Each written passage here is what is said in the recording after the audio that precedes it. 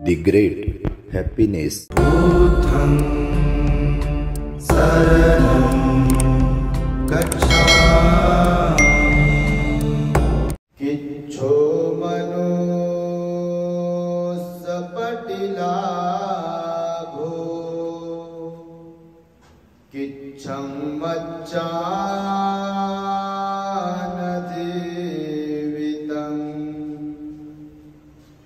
किच्छो सद्धम्मसवनं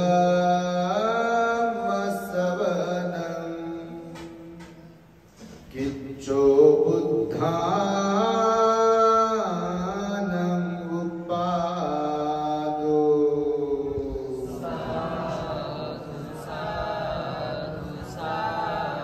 संपूर्ण विश्वाला ज्यांनी सुख शांती मानवता तथा दुःख मुक्तीचा आर्य संदेश दिला असे ते दुःख मुक्तीचे मार्गदाता दुःख मुक्त महामानव महान कारुणिक तथागत भगवान सम्यक संबुद्ध तथागतांनी आपल्या शुद्ध प्रज्ञेतून निर्मिलेला सद्धम्म आणि त्याच सद्धम्माचा गेली 2500 वर्षांपासून सातत्याने अहोरात्र प्रचार आणि प्रसार करणारा पूजनीय भिक्खू संघ या महान आणि सर्वश्रेष्ठ अशा त्रिरत्नांना प्रथमतः त्रिवार अभिवादन करतो। ज्यांच्या महान आणि असीम त्याग प्रभावामुळे आपल्याला जो हा अनमोल असा बुद्ध धम्म लाभला आणि ज्यांच्यामुळे आपल्याला हे एवढे मोठे वैभव प्राप्त झाले असे महान युग प्रवर्तक भारतीय राज्यघटनेचे शिल्पकार परमपूज्य बोधिसत्व डॉक्टर बाबासाहेब आंबेडकर या महामानवाच्या महान अशा धम्मक्रांतीमध्ये संपूर्ण जीवनाला समर्पित करून आज या ठिकाणी वर्षावास पर्वातील महान मंगलमय दिनी औरंगाबाद जिल्ह्यातील वळदगाव या छोट्याशा खेड्यामध्ये वास्तव्यास असलेले साळवे परिवारातील कालकथित आई वच्छलाबाई फकीरराव साळवे यांचा प्रथम स्मृती दिन आज आपल्या साळवे परिवाराच्या वतीने संपन्न होत आहे। तेव्हा या कार्यक्रमासाठी माझ्या समवेत उपस्थित असलेले पूजनीय भिक्खू मंगलबोधीजी त्याचबरोबर महाकरुणा बुद्धिस्ट मॉनेस्ट्री येथील संपूर्ण श्रामणेर संघ संपूर्ण साळवे परिवार पद्मपानी बुद्ध विहाराशी संबंधित सर्व श्रद्धावान उपासक उपासिका साळवे परिवाराचे नातेवाईक आप्तेष्ठ पाहुणे मंडळी बालक तथा बालिकांनो तद्वतच दी ग्रेट हॅपीनेस या आपल्या यूट्यूब चॅनलचे सर्वच दर्शक सर्वप्रथम तुम्हा सर्वांच्या प्रती मंगल मैत्री सद्भावना व्यक्त करतो आणि आपणा सर्वांच्या दुःख मुक्ती करिता 2600 वर्षांपूर्वी तथागत भगवान बुद्धांद्वारा शिकविलेल्या धम्मोपदेशास प्रारंभ करतो। आपण सर्वांनी शांत एकाग्र आणि श्रद्धायुक्त चित्ताद्वारे या अनमोल बुद्धवाणीला आपल्या हित सुखाकरिता श्रवण करावे ग्रहण करावे। श्रद्धावान धम्मोपासिका आशालताबाई बाळासाहेब साळवे ज्यांनी आम्हाला निमंत्रित केले अशा श्रद्धावान धम्मोपासिका ज्योतिताई पंढरीनाथ साळवे नीलाबाई दशरथ भुक्तर शांताबाई शामराव थोरात घोरस आणि संपूर्ण साळवे परिवार आज या ठिकाणी आईचा प्रथम स्मृती दिन साजरा होतोय। बुद्ध पूजेद्वारा भिक्षू संघास भोजन आदी दान देऊन आज साळवे आईंना आपल्यातून जाऊन 1 वर्ष पूर्ण झालेले आहे आणि त्यांच्या स्मृती प्रीत्यर्थ त्यांच्या स्मरणार्थ हा अत्यंत महत्वपूर्ण असा कार्यक्रम या ठिकाणी संपन्न होत आहे। भगवान बुद्धांनी बघा धम्मपदामध्ये ही गाथा सांगितली आहे जी मी आता म्हणालो। भगवान म्हणतात किच्छो मनुष्य पटिलाभो किच्छं मच्चान जीवितं किच्छं सद्धम्म सवनं किच्छो बुद्धान उत्पादो। हे 4 वाक्य सांगितले एकाच गाथेमध्ये भगवंताने। भगवंताला विचारलं भगवान सर्वात कठीण सर्वात दुर्लभ सर्वात दुर्मिळ या जगामध्ये काय आहे। सर्वात कठीण, सर्वात अवघड काय आहे? तर भगवंताने ही गाथा सांगितली, तिच्यावरती उपदेश केला. भगवान म्हणाले पहिल्या वाक्यामध्ये, किच्छो मनुष्य पटीला हो. पाली भाषा आहे. भगवान काय म्हणतात बघा, किच्छो मनुष्य पटीला हो. म्हणजे किच्छो म्हणजे कठीण, मनुष्य म्हणजे मनुष्य, पटीलाभो म्हणजे प्रतिउत्पन्न होणं, म्हणजे पुन्हा जन्म ग्रहण करणं.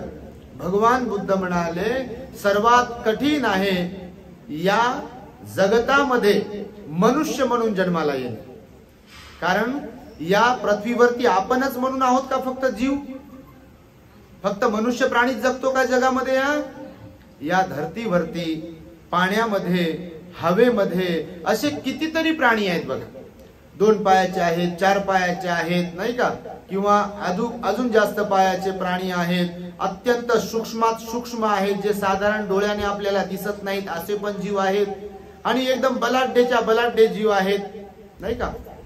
तर पाण्यातही राहणारे जीव आहेत, जमिनीवरही राहणारे जीव आहेत, जमिनीच्या आतमध्ये पण राहणारे जीव आहेत, हवेतही राहणारे जीव आहेत.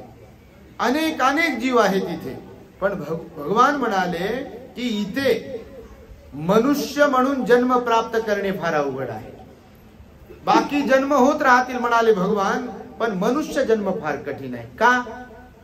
तर ज्याला कुणाला दुःख मुक्त व्हायचं आहे, ज्याला कुणाला निर्वाण प्राप्त करायचं आहे, ज्याला कुणाला दान पुण्य करायचं आहे, ज्याला कुणाला सील पालन करायचं आहे, ज्याला कुणाला ध्यान करून श्रोतापन्न, सकृतागामी, अनागामी, अर्हत बनायचं आहे, त्यासाठी मनुष्य म्हणून आपण जन्माला आलो पाहिजे.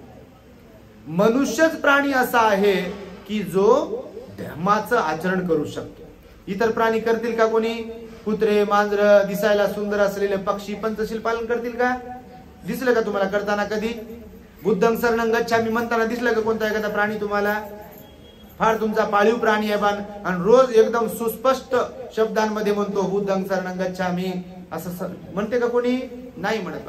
तर भगवान बुद्ध म्हणून म्हणाले किच्छो मनुष्य पटीला हो. कठीण आहे, अवघड आहे, फार अवघड आहे मनुष्य जन्म प्राप्त होणं. कितीतरी बाळ आईच्या उदरामध्ये मरतात बघा. परत तुम्ही गृहस्थ आहात, अनुभवत असाल या गोष्टीला. लोकांची इच्छा असूनही काही बाळाचे जन्मच होत नाहीत बघा. ही दुनिया पाहण्याच्या अगोदरच काहींना मृत्यू येतो बघा. दुनिया पाहण्याच्या अगोदरच, म्हणजे आईच्या उदरातून बाहेर पडण्याच्या अगोदरच मृत्यू येतो. म्हणून भगवान बुद्धांनी सांगितलं सर्वोत्तम योनी जर कोणती असेल, 31 योनींपैकी भगवंताने 31 योन्यांचा जिक्र केलेला आहे. 31 योन्याबद्दल भगवंतानं वर्णन केलेलं आहे. त्याच्यामध्ये दुर्गती कोणती आहे, सुगती कोणती आहे ह्याचंही वर्णन केलं आहे. तुम्ही आपल्या दी ग्रेट हॅपीनेस वरती जे प्रवचन ऐकत असाल तर थोड्या थोड्या विस्ताराने आम्ही सांगण्याचा प्रयत्न केलेला आहे. बुद्धाचे 9 विशेष गुण सांगत असताना. आणि म्हणून भगवान बुद्ध म्हणाले की मनुष्य जन्म अत्यंत दुर्लभ आहे आणि मनुष्य जन्म प्राप्त झाल्यावर तो आपण वाया नाही घालवला पाहिजे. केवळ खाण्यासाठी, केवळ उपभोग घेऊ जीवन जगण्यासाठी, केवळ मनाला वाटते म्हणून कसंही वागण्यासाठी असं वागून आपलं जीवन वाया नाही घालवलं पाहिजे म्हणाले भगवान. या जीवनाचं चीज करता आलं पाहिजे, या जीवनाचं काहीतरी शुद्धता करता आली पाहिजे, जीवनाचा हेतू साध्य करता आला पाहिजे, काहीतरी योजलं पाहिजे आपण आणि त्यापर्यंत आपण पोहोचलो पाहिजे. नाहीतर भगवान बुद्ध म्हणाले नेहमी की पशु पक्ष्यांच्या जीवनामध्ये, माणसांच्या जीवनामध्ये सुद्धा काहीच फरक उरणार नाही. जर माणसं सुद्धा खाण्यासाठी जगत असतील, माणसं सुद्धा केवळ आपल्या माणसांसाठीच विचार करत असतील, मला जगायचंय माझ्या लेकरांसाठी, मला जगायचंय बायकोसाठी, मला जगायचं नवऱ्यासाठी, मला जगायचंय घर बांधण्यासाठी, नोकरीसाठी, शिक्षणासाठी, तर भगवान बुद्ध म्हणतात पशु पक्ष्यांमध्ये माणसात काय फरक राहील? मनुष्याचं जीवन प्राप्त झाल्यानंतर आपण इतरांच्या कामी पण पडलो पाहिजे. आपल्या मनाला निर्मळही करता आलं पाहिजे, या वाणीवर संयमही ठेवता आला पाहिजे, माणसंही जोडता आले पाहिजे, मनाला शुद्ध करून आपल्या शरीराने सुद्धा चांगले कर्म करता आले पाहिजे, तर मनुष्य जीवन चांगलं आहे. बघा तुम्ही माणसंच म्हणून जन्माला येतात. इथे सर्वांना 2 हातात दिलेले आहे, सर्वांना 2 पाय दिलेले आहे, सर्वांना 2च डोळे दिलेत. कुणाला जास्त काम आहे म्हणून 3-4 हात दिलेत, 3-4 पाय दिलेत आणि आपल्याला 2च दिलेत. असं काय आहे का गणित? माणसं माणसंच आहेत, पण माणसांच्या स्वभावामध्ये फरक असल्यामुळे काही माणसांना मेल्यावरही लोक जिवंत ठेवतात आणि काही माणसं जिवंत असतानाच मेलेली असतात. खरं की खोटं? काही माणसं जिवंत असतानाच मेलेलीच असतात. कुत्र विचारत नाही त्यांना, कोणी बरं म्हणत नाही, कोणी चांगलं म्हणत नाही. चांगलं म्हणण्याचं सोडा, ते स्वतःच चांगले नसतात बिलकुल. कधी कधी तर कुणाला आई बरी म्हणत नाही, वडील बरे म्हणत नाहीत, बायको चांगली म्हणत नाही, नवरा चांगला म्हणत नाही. मुलं सुद्धा वैतागून जातात. कधी कधी आमच्याकडे कंप्लेंट करतात लोक. कधी कधी कोणी वडिलाची कंप्लेंट करते, कोणी आईची पण कंप्लेंट करते, कोणी भावाची कंप्लेंट करते. म्हणजे काय तर लोक उबगून गेलेले असतात, वैतागून गेलेले असतात घरातल्या लोकांना सुद्धा, की नको म्हणतात हे कुठं निघून जा. असं होतं कधी कधी बघ. म्हणजे दारू पिणारं कोणी असेल, भांडण करणारं कोणी असेल, मारझोड करणारं कोणी असेल, संशय घेणारं जर कोणी असेल, नाही का, त्रास देणारा असेल, कोणी परेशान करणारा असेल, कामधंदा करत नसेल, उन्हाळक्या करत असेल, शिवीगाळ करत असेल, एकदम भांडण घरात आणत असेल, असं कोणी जरी असेल तर कोणाला तरी प्रिय वाटेल काय? ब्लड रिलेशन वाले जरी असे लोक असतील अशा स्वभावाचे, कोणाला तरी वाटतील का प्रिय ते लोक? कोणालाच प्रिय वाटत नाहीत असे लोक. म्हणून भगवंताने सांगितलंय की मनुष्य म्हणून जन्माला आल्यानंतर त्याचं चितही करता आलं, चीजही करता आलं पाहिजे, हित करता आलं पाहिजे, सुख करता आलं पाहिजे. म्हणून माणसंच असतात, पण काही लोक लाखो करोडो लोकांचं भलं करून जातात आणि काही लोक स्वतःच अहित करतात आणि मरणाला कारणीभूत ठरत असतात. म्हणून भगवान बुद्ध म्हणाले की मनुष्य जन्म हा दुर्लभ आहे. म्हणून किच्छो मनुष्य पटीला भो किच्ඡं मच्चान जीवितं म्हणाले. दुसऱ्या वाक्यात काय सांगितलं भगवंताने? किच्ඡं मच्चान जीवितं, मरणारांचे जिवंत राहणं सुद्धा फार कठीण आहे. पैसा असो कितीही, वय कितीही जवानीतलं असो का बालपणातलं असो, कितीही श्रीमंत असो, मरण जेव्हा जिथे ज्याला कुणाला येणार असेल त्याला कोणी थांबू शकते? थांबू शकते का मरणाला? फक्त गेल्यावर वाटते मरण्याचं वय नव्हतं, त्या दवाखान्यात दाखवलं असतं तर बरं झालं असतं, लवकर गेलो असतो तर बरं झालं असतं, असं वाटणं वेगळं. पण भगवान बुद्ध म्हणाले मरण जेव्हा जिथे कधी कुणाला ज्याला कुणाला येणार असेल, ते चांगले लोक असो की वाईट लोक असो, मरणाला कोणी थांबवू शकत नाही. तुम्ही दूध पाजा त्यांना, पाणी पाजा का अजून काय काय द्या, जर मरण येणार असेल तर चालता बोलताय मरण येते माणसाला. कधी कधी कोणी ठेच लागण्याचं निमित्त होते बघा आणि माणसं मरतात. ठेच चहा पिता ठसका लागला म्हणतात, ठसक्यामध्येच जीव गेला म्हणतात. जेवण करता करता कोणाला ठसका लागते किंवा काहीतरी होते आणि माणसं मरतात. झोपेत माणसं मरतात बघा, बिलकुल झोपेत माणसं मरतात. आता काल परवाची घटना, आमच्या मिस्त्रीचे वडील मेले बघा. आपल्या त्या निकालचे बाबा जे होते आपल्याकडे कामाला, त्यांचे वडील कसे मेले? त्या काही दिवसापूर्वी आपल्याकडे आले होते, भेटले, वंदन केलं आम्हाला. बाबाच्या वयाचे असतील समजा, तर ते लेखन मुलगा, मी त्यांना म्हटलं मिस्त्रीला, बाबा जेव्हा नाही म्हटलं तुमच्यापेक्षा. तर ते बाबा हसत होते, गुडघ्यावर बसून वंदन करत होते. धार्मिक एकदम, धोतरवाले होते पण धार्मिक होते एकदम. गावी राहत होते, भेटायला आले. त्यांचा मुलगा आपल्याकडे कामाला मॉनेस्ट्रीला आपल्या. तर ते बाबा गेले. संध्याकाळी मुलाला फोन केला, बोलले की बा तू गेला का घरी? अजून विहारावर साहेब भंतेजीकडे आहे, सुट्टी झाली का वगैरे वगैरे, जेवण खाऊन झालं का, मुलं बाळ व्यवस्थित आहे का, असं बोलणं झालं फोनवर बघ गावी. आणि जेवण वगैरे केलं, गावात फेरफटका मारून आले. तब्येत एकदम चांगली, फिरणारे, एसटीने एकटे प्रवास करणारे, आणि झोपले. आणि सकाळी समजा काय झालं माहित नाही, झोपूनच होते आणि झोपूनच गेले. ते सांगत होते असे हात ठेवले होते एकदम, आणि लोकांना वाटत होते बा झोपलेलेच आहे, हात पाय खोरले नाही, डोळे फाडले नाही, काहीच नाही. असं मरण येत नाही प्रत्येकाच्या वाट्याला बघा. असे मरण आलं पाहिजे, असं मरण आलं पाहिजे. त्यासाठी लोक विचार करतात की बा चांगलं मरण यावं. येते का मरण प्रत्येकाला चांगलं? प्रत्येकाला येत नाही. फार असे कमी लोक असतात की ज्यांना शांतपणे मरण येते बघा. किंवा खाटेला खंगून न मरणारे फार कमी लोक असतात, आणि फार जास्त लोक असेच असतात की फार त्रास होऊ, त्रास भोगू, दुसऱ्यांना त्रास देऊ मरतात बघा असे काही लोक. म्हणून भगवंताने सांगितलेलं आहे की किच्छं मच्चान जीवितं, मरणारांचं जिवंत राहणं सुद्धा कठीण आहे. कितीही प्रयत्न करू कोणी, कधी बघा किती प्रयत्न करतात लोक. शेती विकून लावतात, घर विकून लावतात, दागिने विकून लावतात. आता हॉस्पिटलमध्ये बघा तुम्ही, कॅन्सर हॉस्पिटलमध्ये जा, घाटीमध्ये जा, किंवा एखाद्या प्रायव्हेट हॉस्पिटलमध्ये जा, लोक एवढे परेशान असतात. नातेवाईक जे असतात ते, कोणाची मुलगी असेल, कोणाचा मुलगा असेल, बाप असेल, वडील असेल, आई असेल, कोण कोण असेल, दवाखान्यातल्या लोकांचे चेहरे पाहिले तर आपल्याला दुःख काय असते, आजारपणाचं हे लक्षात येते बघा. आपले हातपाय चांगले असतात म्हणून आपण ते आपल्या डोक्यात नसते काही. भगवान बुद्ध म्हणाले मनुष्याने लोकांचं सुखच नाही पाहिलं पाहिजे, लोकांचं दुःखही पाहिलं पाहिजे. तर आपल्याला कळेल ना की आपल्यापेक्षा लोक दुःखी आहेत की आपणच दुःखी आहोत. म्हणजे आपल्याला जेव्हा वाटते की मीच दुःखी आहे, हालाकी परिस्थिती अशी असते की आपल्यापेक्षा खूप लोक दुःखी असतात. आपल्याला जो आजार झालेला आहे त्या आजारापेक्षा भयंकर आजार कोणाकोणाला झालेले असतात. पण आपण कोणाचा विचार करतो? आपण आपलाच विचार करत असतो, स्वतःचाच विचार करत असतो. आपलंच गाठोडं सोडू परेशान असतो दुसऱ्याकडे.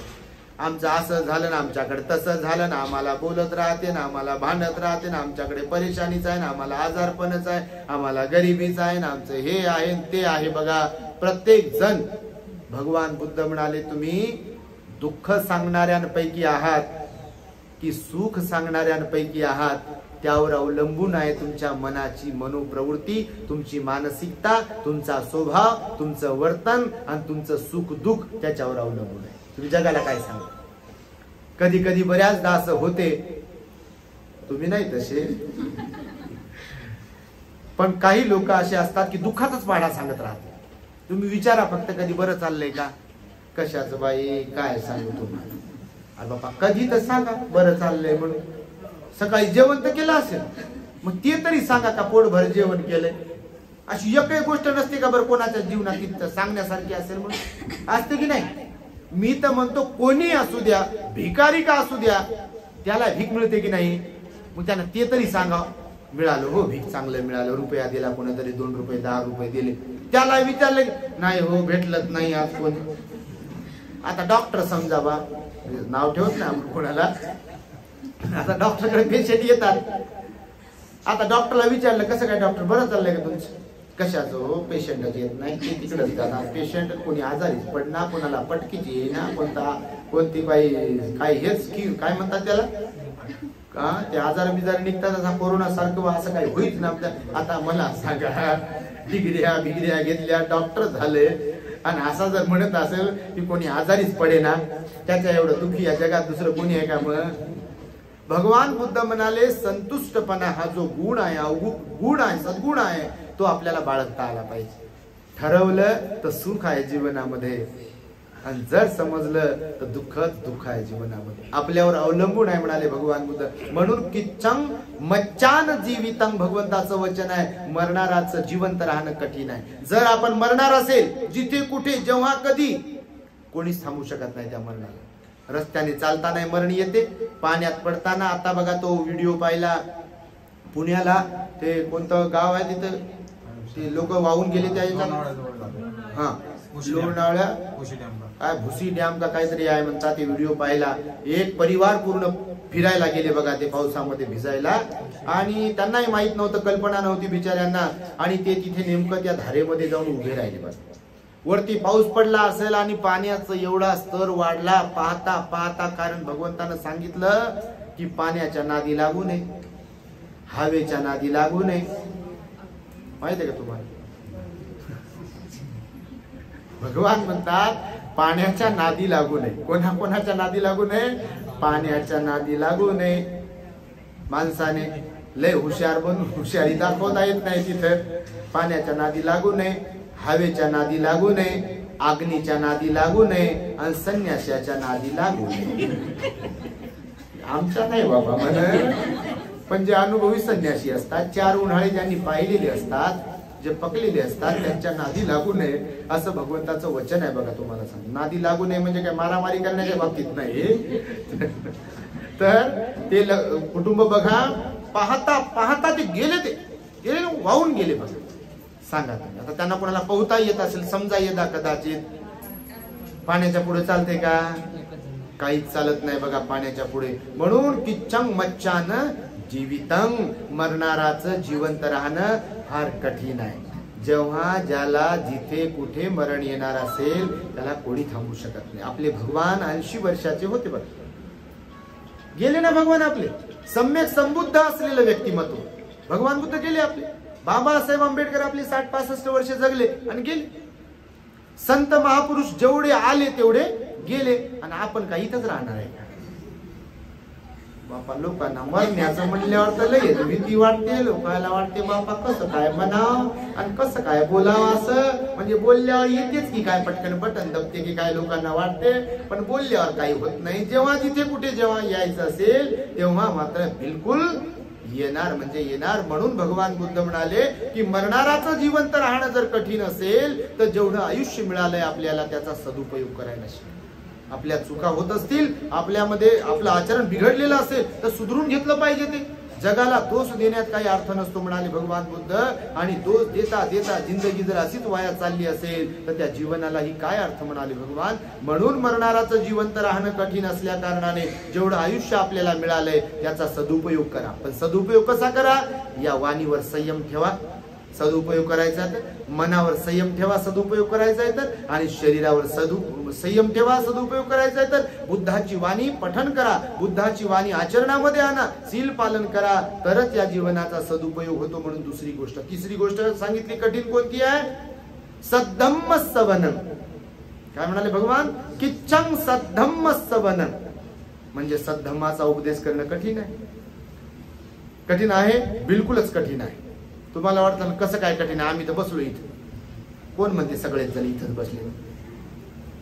शरीर बसलेलं आहे म्हणजे आपण बसलो असा त्याचा अर्थ होत नाही. तिकडं फोडणीचा सुगंध येऊ लागला, तिकडे चाललंय मन आपलं. ज्याचं जेवण झाले त्यांना जांभळ्या येऊ लागल्या, तिकडे चाललंय मन. कधी संपवता भंतेजी आपले, कधी संपवतात भंतेजी आपले, असं होते की नाही? म्हणजे यांना भंतेजी लावून दिले एक प्रवचन द्यायला, आपले यशोदी भंतेजी घेऊ. यांना टेन्शन आलं, यांचा पारा चढला असं काही नाही. झोपण्याची वेळ असेल भंतेजीने मध्येच लावला आता हे काहीतरी. बघा तुम्ही, म्हणजे भगवान बुद्धाने सांगितलं सद्धम्म श्रवण करणं कठीण आहे आणि हे त्याची प्रचिती आहे. बघा, समजा ज्यांना कुणाला वाटलं की नाही हे त्याची प्रचिती आहे. भगवंताने सांगितलं सद्धम्म सगळे लोक श्रवण करू शकत नाही आणि आपण बसलो एका जागी म्हणजे बुद्धाचा उपदेश ऐकतच आहोत असा त्याचा अर्थ होत नाही. शरीर इथं बसलंय, मन दुर्डीत असते की नाही? बिलकुल. बघा, जे प्रसन्न मुद्रा ज्यांची प्रवचन ऐकताना नसते, समजून घ्यायचं एक तर गाठोड डोक्यावर ठेवलंय आणि त्या गाठोड्याचा विचार करणं सुरू आहे. सोनबाई कशी काय बोलली असेल एवढी, तिने औषध दिलं नाही, तिने जेवण दिलं नाही, माझा लेक आहे कसा काय तिच्यात नादी लागला आणि माझा विचारच करत नाही. आता बरं घरचा माणूस आहे माझ्या बरोबर नाही, तो वाया गेला. आता डोळे बंद आहेत एकदम, असे ध्यान करायले, पण कोणाचं असं होते बघा. बिलकुल. म्हणून बरेच लोक अशा टेन्शन मध्येच राहतात बघा. एकदम मूड झोपेचा मूड कोणाचा कोणाचा कसा कोणता मूड असते बघा. म्हणून भगवंताने सांगितलं सद्धम्म श्रवण करणं कठीण आहे. कारण सद्धम्म श्रवण करण्यासाठी मन एकाग्र असावं लागतं आणि मन एकाग्र तेव्हाच होते जेव्हा आपल्या चित्तामध्ये बुद्ध धम्म संघाच्या बद्दल श्रद्धा असेल. श्रद्धेशिवाय काहीच नाही बुद्ध धम्मामध्ये. श्रद्धा हा पाया आहे, श्रद्धा बेस आहे आणि श्रद्धा असेल तरच धम्माचं श्रवण करण्याची इच्छा निर्माण होते. श्रद्धा नसेल तर एक तर झोप येते आणि दुसरी गोष्ट कंटाळा येते, आळस निर्माण होते. नको बाबा विहारात जाणं नको, नको ते प्रवचन ऐकणं नको, आणि काय पडलंय त्याच्यात बाबा जरा झोपू दे, अंगावर घेऊन झन झोपते. ध्यानाला उठू नको म्हणते, वंदना घेऊ नको म्हणते आणि बसलंय वंदनात मुकत बस म्हणजे काय अशा डुलक्यात मागे बसून डुलक्यात याचं काम आहे. असं नाही तर इकडे तिकडे पाहायचं. फॅन फिरायला का म्हणजे फॅन यांनी पाहिलं नाही तर बंद होईल. काही लोकांना लई सवय, काही सावली दरवाजा कोण आलं जणू काय बापा हे सिक्युरिटी गार्ड आहे काय, म्हणजे असं होते बघा. हे प्रत्येक माणसं तेवढ्या प्रवृत्त्या आहेत, प्रत्येकाचा स्वभाव वेगवेगळा आहे आणि म्हणून भगवंताच्या काळातही अशा घटना घडल्या. दस्तूर खुद भगवान बुद्ध प्रवचन देत असताना देखील कधी कधी समोरचे लोक आपल्या तंद्रीत असायचे. भगवंताचा एकदा त्याच्यावरती उपदेश पण आम्ही सांगितलेला आहे. 2-4 लोक कोणी झाडाला असे पानं उपटत होतं समोरच्या छोट्या झाडाचे, एक जण रेषा मारत होतं जमिनीवर, असं एक जण असं बसलं होतं वरती पाहत आणि एक जण डुलक्या देत होता. असे 2-4 प्रकारचे लोक आनंदाने प्रवचन झाल्यावर भगवंताला विचारलं, भगवान आपण प्रवचन देत आहे आणि समोरचे बसलेले लोक असे कसे काय करत होते? असंच जर कोणी प्रवचन देत असेल बा लय ते बिलकुल बोर करत असेल आणि ते बिलकुल ज्ञानी नसेल, त्यांना शिकवता येत नसेल तर गोष्ट वेगळी, पण भगवान सम्यक संबुद्ध प्रवचन देत आहेत आणि समोरचं एक जण जमिनीवर रेषा ओढते आपल्या तंद्रीत, एक जण त्या झाडाचे असे पानं तोडते, एक जण असं गालाला हात लावून त्या चांदण्याकडे पाहते आणि एक जण जागेवर सर्पासारखं झोपलं. तर भगवान बुद्ध म्हणाले पूर्वकर्म जबाबदार आहे याला. आपल्याला तो स्वभाव प्राप्त झालाय ना, कशामुळे प्राप्त झाला? पूर्वकर्मामुळे. समजा याचीवर अंगावर ठेवत ना, काढून ठेवायचं घरी गेले, कशामुळे? जास्त वेळ अंगावर नाही ठेवू वाटत, समजा ज्याला कोणाला पूर्वकर्म आहे त्याला जबाबदार. जीवर दान देताना तर दिलं, पण त्याच्यात मन ठेवून दिलं, कधीतरी ज्यानं अंतर्मनातून दिलं त्याला वाटतं भंतेजी राहिलो पाहिजे, संयमानं राहिलो पाहिजे, आपण लीनता राहिली पाहिजे, झाली पाहिजे आपल्यात तयार, आपल्यामध्ये बिलकुल श्रद्धा तयार झाली पाहिजे, आपल्यात चांगला बदल झाला पाहिजे. म्हणजे प्रत्येकाच्या बाबतीत गृहस्थही जरी असतील, जर ह्या सगळ्या गोष्टी असतील भगवंताच्या बद्दल, धम्माच्या बद्दल, संघाच्या बद्दल, तर बिलकुल चांगल्या गोष्टी मनामध्ये येतील, आपल्यातले अवगुण काढून टाका वाटतील, नाही तर उलटी घाल. त्या दिवशी शिकवली मी तशी, असं होते गणित. आणि म्हणून धम्म सवन जे आहे तर किच्छो सद्धम्म सवन भगवान बुद्ध म्हणाले, म्हणजे कठीण आहे धम्माचा उपदेश श्रवण करणे. बघा, म्हणून मी काल पण बोललो, जिथं भांडण होते तिथं लोक तुडुंब गर्दी करतात, तिथं म्हणावं लागत नाही, येता का जरा ऐकायला, या ना उभं तर राहा थोडस, असं म्हणावं लागते का तिथं भांडण झाल्यावर?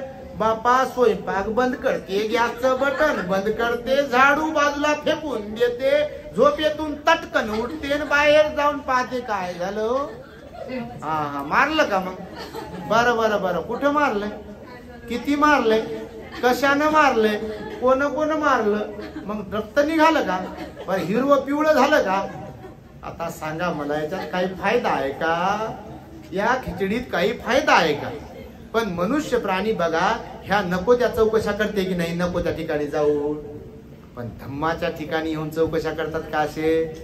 अर माझं प्रवचन गेलं हो, मला उशीर झाला, अर मला उशीर झाला हो, वंदनेसाठी उशीर झाला, ध्यानासाठी उशीर झाला, बघा उपवासात घ्यायला मला उशीर झाला, असे सगळे जण म्हणतात का? हा, आज जमलं नाही हो ऐकायला, मला चुटचुट करतील का असे? तुम्ही नाही बाबा, तुम्ही करता, तुमच्यासारखं तर कोणीच नाही आहे, पण सगळेच असे आहेत का? नाही आहेत. बघा, म्हणून भगवंताचं वचन स्वतःच आहे की सद्धम्माचं श्रवण करणं हे कठीण आहे. चौथी गोष्ट सांगितली भगवंतानं जी कठीण आहे, किच्छं बुद्धानं उपादो. कोणती गोष्ट सांगितली चौथी कठीण आहे? बुद्धाचं उत्पन्न होणं, म्हणजे बुद्ध जन्माला येणं सर्वात कठीण आहे. आता बघा, 2600 वर्ष होऊ लागले. किती? 2600 वर्ष होत आहेत. भगवान 2600 वर्षांपूर्वी होऊन गेले. बघा, आता भगवान सशरीर नाहीये, पण कीर्तीने, सद्गुणाने अजूनही भगवान जिवंत आहे. पाहिजे तुम्हाला? हे जे बोलतोय आपण, हे जे ऐकतोय आपण, हे कुणाची वाणी आहे, कुणाचं तत्वज्ञान आहे, कुणाचे उपदेश आहेत? आपल्या भगवंताचे उपदेश आहेत. हे जे काही उदाहरणं, जे कोणी भिक्षू तुम्हाला शिकवतील, सांगतील, किंवा ग्रंथांच्या माध्यमातून तुम्ही वाचाल, ऐकाल, हे सर्व कोणाचं आहे? हे बुद्धाचं आहे, भगवान बुद्धाचं आहे. म्हणून बुद्ध हे जाऊनही जिवंत राहतात. जे माणसं इतरांच्या कामी पडतात, इतरांच्या सुखदुःखामध्ये धावून जातात, इतरांचे अश्रू पुसतात, इतरांच्या चेहऱ्यावर हास्य फुलवतात, स्वतःचं वैराग्यपणाला लावतात, स्वतः त्याग करतात, समर्पित भाव ठेवतात, ते लोक मरून जिवंत राहतात. आणि जे बाल्याची माय दाची खोली आणि माय बापन समाज गेला चुलीत म्हणतात, माझच भलं होऊ दे, माझ्याच मनासारखं होऊ दे, असे जे म्हणतात ते जिवंत असतानाच मेलेले असतात म्हणाले भगवान. भगवान बुद्ध धम्मपदाच्या अनेक गाथांमध्ये म्हणाले की दुराचारी लोकांचं 100 वर्षाचं जीवन आणि सदाचारी व्यक्तीचं 1 दिवसाचं जीवन श्रेष्ठ कुणाचं जीवन आहे म्हणाले? त्या सदाचारी व्यक्तीचं 1 दिवसाचं जीवन जे आहे ते श्रेष्ठ आहे. आणि दुराचारी व्यक्तीचं, ज्याचा कायावाचा मनावर संयम नाही, बिलकुल त्रास देणं, भांडण करणं, वाद करणं, एकदम नको ते पंचशिलाच्या विरोधात वागणं, अष्टशील पालन न करणं, ध्यान न करणं, असे जे दुराचारी लोक असतात, बिलकुल असंयमी, असे लोक 100 वर्ष जगले काय आणि 200 वर्ष जगले काय, ते जमिनीला भारच असतात.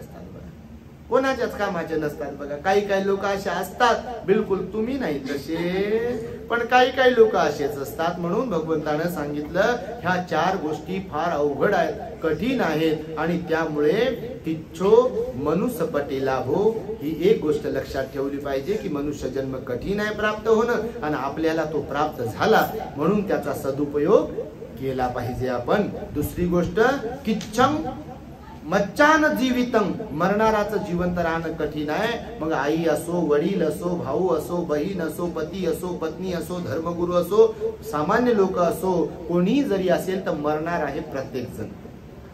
समजलं तुम्हाला? मृत्यू हा जीवन अनिश्चित आहे, पण मृत्यू मात्र निश्चित आहे. जीवन अनिश्चित आहे, कोण कधी कुठे जाईल सांगता येते का? काही सांगता येत नाही. कोण कुठेही जाऊ शकते, कुठेही बटन दबू शकते, असं काही नाही आपल्या घरीच दबेल म्हणून. आपलं बटन आपल्याच घरी दबेल असा काही नियम नाहीये. कोणाचं कुठेही दबू शकते, शेतातही दबते, दुसऱ्याच्या दारात दबते, दवाखान्यात दबते, गाडीत दबते, कुठं दबेल काही सांगता येत नाही. आणि म्हणून भगवंतानं सांगितलं की मरणाराचं जिवंत राहणं कठीण आहे, त्यानंतर सद्धम्माचा उपदेश करणं, श्रवण करणं कठीण आहे, आणि बुद्धाचं उत्पन्न होणं कठीण आहे. आणि ह्या 4ही गोष्ट कठीण आहेत. त्यातली ही जी दुसरी गोष्ट आहे की मरणाराचं जिवंत राहणं कठीण आहे, त्यालाच धरून मी इथे आई गेल्या म्हणून बोललो आहे. आईला जाऊन 1 वर्ष पूर्ण झालंय. आईच्या स्मृती प्रित्यर्थ आमच्या भगिनी आई ज्योती आई साळवे यांनी आम्हाला फोन केला, निमंत्रण दिलं. खरं तर नाश्त्याचा वेळ होता आज काही. हे बघा पुण्य कशाला म्हणतात बघा. तुम्हाला एक उदाहरण सांगतो त्या श्रद्धेचं. श्रद्धा असेल आणि पुण्यकर्म जर चांगले असतील की नाही, घेतलं होते नाश्त्याची वेळ, घेतली होती संध्याकाळच्या आपल्या श्रावणांच्या अल्पोपहाराची वेळ घेतली होती आई बाबांनी. आणि नेमकं आपल्या लासूरच्या त्रिभुवन आई आहेत, त्या परिवार आहेत, त्यांच्याकडे इमर्जन्सी दवाखान्याचं त्यांना ते काम निघालं, म्हणजे त्यांना झालं काहीतरी प्रॉब्लेम झाला, तर त्यामुळे त्यांनी भोजनाची समजा यांना संधी दिली बघा. तर पुण्यकर्म कशाला म्हणतात, श्रद्धा कशाला म्हणतात, आणि श्रद्धा कशी बलवान बनते, बलवती आपल्याला बनवते, हे त्याचं उदाहरण आहे. एकदा साळवे आई बाबासाठी आपण सर्वांनी साधू काढून. त्यांनी म्हणजे काल फोन केला आणि काल त्यांना समजलं की बा अल्पोपहार नाही तर भोजन मिळणार आहे, आणि आपल्या त्रिभुवन परिवाराच्या कडून नाश्ता वगैरे असं काहीतरी भेटणार आहे. त्यांनी पण सांगितलंय ऑनलाईन. तर आज इथे आईच्या स्मृती प्रित्यर्थ बोलवलं. निश्चितच आईचं पुण्य आहे. एवढा मोठा भिक्षू संघ, एवढा मोठा श्रावणीर संघ, लोक जेव घालणं ही गोष्ट वेगळी आहे, पण श्रमणांना जेव घालणं, त्यांना भोजन आदी दान देणं ही फार महान गोष्ट आहे बघा. भगवंताचं वचन आहे संघाला दान देणं हे महाफलदायी आहे, आणि ज्या लोकांना त्याची संधी मिळते आहे ते महान पुण्यवान आहेत आणि खूप श्रद्धावान आहेत असा याचा अर्थ होतो. आणि म्हणून आजच्या या दिनी वर्षावासाच्या या कालावधीमध्ये आपल्या महाकरुणा बुद्धिस्ट मॉनेस्ट्री साजापूरवरून आम्ही इथे आलो. आम्ही आपल्या जवळच राहतो, आपल्या गावाच्या. आम्ही आपल्या गावाला येऊन आम्हाला खरं तर फार आनंद झाला. आमचे भंतेजी सोबत होते दोघे तिघे. येताना त्या पांदनच्या रस्त्यानं आलो, जो आता डांबर रोड बनलाय, कारण आमचा आहे गावाकडे जन्म झाला. पांदीने आम्हाला आहे माहित आहे, पांदी पांदन. तर फार एवढा आनंद झाला तुम्हाला काय सांगू. ते मस्त असं निसर्गानं हिरवगार चादर आथरली आहे सगळ्या ठिकाणी. दोन्हीकडून उंच वट आहे, मधून जसं काय अंडरग्राऊंड मधून चाललोय असा रस्ता आहे. खड्डे तर एवढे आहेत बापा, लय मोठमोठे खड्डे करून ठेवले त्या हायवे पासून ते पार गावापर्यंत. सरपंचाला सूचना आहे, इकडचे कोणी आमदार वगैरे असतील त्यांना सूचना आहे, जरा गावाकडे लक्ष द्या आणि गावाचे रस्ते चांगले करा. सगळ्याच गावांचे रस्ते चांगले करा, पैसे खाऊच नका बापा, रस्ते चांगले करा. गरीब दीन दुबळा समाज गावामध्ये राहतो आणि त्या लोकांचं दळणवळण शहरात येणं जाणं किंवा दुखणं सुखणं आहे हे शहरावर अवलंबून आहे. म्हणून शहरात गावाकडचे रस्ते झाले पाहिजे, शहरातलेही रस्ते झाले पाहिजे. म्हणून येताना फार आनंद झाला. मला वाटतं इथंच कुठेतरी जवळ आहे, पण बरंच लांब लांब करताना आम्हाला आणायला कोण आणलं होतं, त्यांनी ब्रिज सगळेच सोडले, खालूनच आणलं बापा. मला वाटलं कुठं घेऊन चालले. आमच्या भंतीजीला म्हटलं बा 3 ब्रिज सोडून गेले तर खालूनच गाडी कशी काय टाकू लागले हे. तर भंतीजी आमचे म्हटले, भंतीजी त्यांनी एक तर ब्रिजवर कधी चढले नसते, नाही तर दुसरं काही कारण असेल. मी म्हटलं बाबा कोणतं कारण होतं असं, वरचा चांगला सोपा रस्ता सोडून दिला खालूनच घेऊन आले. मी म्हटलं बाबा इथून राईट घेते का, पुढून राईट घेतले का, घेता घेता एकदम पुढे आणला मला ब्रिजच्या, आणि नंतर मग ते राईटला आलो आम्ही. पण खरंच सांगतो तुम्हाला, गावाकडे फार चांगलं वाटते. गावाकडे येऊन फार ऊस वगैरे पाहायला भेटला आम्हाला, सोयाबीन पाहायला भेटला आम्हाला, झाडं बिडं पाहायला भेटले, आणि सुंदर असं आता पाऊस पडला. एवढा सुंदर महाराष्ट्रामध्ये सर्वत्र पाऊस पडला बघा. मराठवाड्यात विशेषतः पाऊसच नव्हता बऱ्याच दिवसांपासून, आणि आता पाऊस पडला. फार चांगलं, भूमी ही धन्य झालेली आहे बघा, एकदम आनंदाने नाहून गेली जमीन. सर्वत्र झाडं झुडप सुंदर असे, आणि म्हणून या गावामध्ये आलो. गाव जरी खेड असलं तरी सुद्धा मात्र विहारही तुमचं फार टोलेजंग आहे. ज्यांनी विहाराच्या बांधकामासाठी सहकार्य केलं असेल, मदत केली असेल, सहकार्य केलं असेल, त्यांच्यासाठी एकदा साधुकार द्यावा सर्वांना. विहारामध्ये आमचं भोजन झालं, फार आनंद झाला, आणि म्हणून आज इथे आम्ही आलो.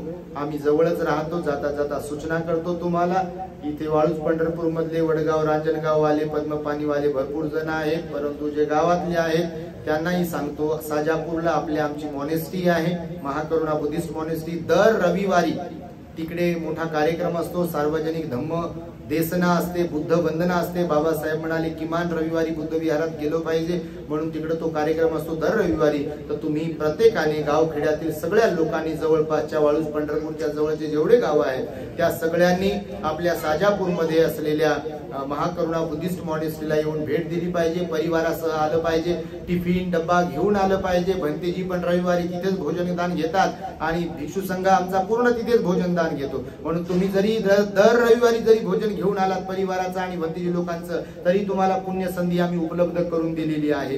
ही एक सूचना आहे दर रविवारी येण्याविषयीची. दुसरी एक महत्वाची सूचना आहे, 20 ऑक्टोबर रविवार रोजी आमचा महाकठीण चिवरदान समारंभ असणार आहे, वर्षावासाचा समारोप असणार आहे 20 ऑक्टोबर रोजी रविवारी. तर त्याही कार्यक्रमाचं मी आपणास निमंत्रण देतोय. आजच मूळ पत्रिका देऊन ठेवतो. पुन्हा म्हणू नका वळद गाववाले, काय वळद गाववाले पुन्हा म्हणू नका बाबा, जवळ असले म्हणून काय झालं आम्हाला सांगितलंच नाही. तर हे जाहीरपणे सांगतो, आपण सर्वांनी कार्यक्रमासाठी याल अशी अपेक्षा आहे. माझ्या शब्दांना पूर्ण विराम देतो. भवतु सर्व मंगलं, रक्षन्तु सर्व देवता, सर्व बुद्धानुभावेन सदा शुद्धि भवन्तु ते. भवतु सर्व मंगलं, रक्षन्तु सर्व देवता, सर्व धम्मानुभावेन सदा शुद्धि भवन्तु ते.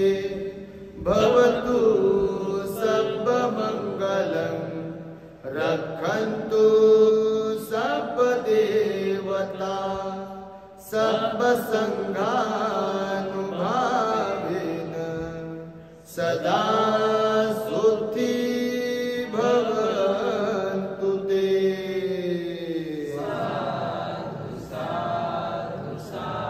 बुद्धं नमामि, धम्मं नमामि, संघं नमामि.